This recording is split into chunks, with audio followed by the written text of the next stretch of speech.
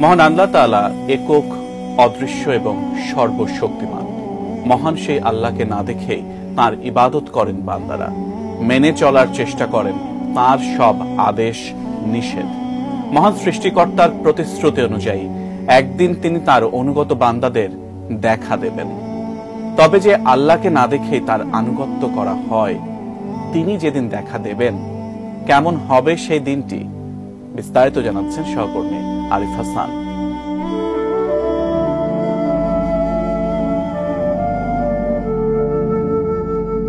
পবিত্র হাসরের ময়দানে সব হিসাব শেষে আল্লাহ তাআলা বিশ্বাসীদের তার অশেষ রহমত গুণে দান করবেন জান্নাত। এই জান্নাত হবে পরম শান্তির জায়গা, পরম নিয়ামতের জায়গা।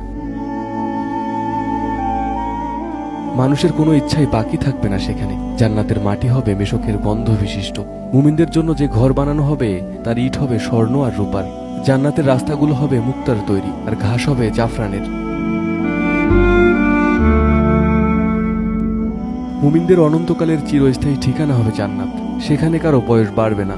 কোনো কোনো বর্ণনায় আছে জান্নাতের পুরুষদের বয়স হবে 30 অথবা 33, আর তাদের উচ্চতা হবে আদম আলাইহিস সালামের মতো।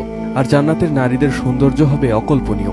হাদিসের বর্ণনা অনুযায়ী যখন কোনো ব্যক্তি জান্নাতে তার স্ত্রীর দিকে তাকাবে, তখন তার সৌন্দর্য দেখে সে মুগ্ধ থাকবে 40 বছর।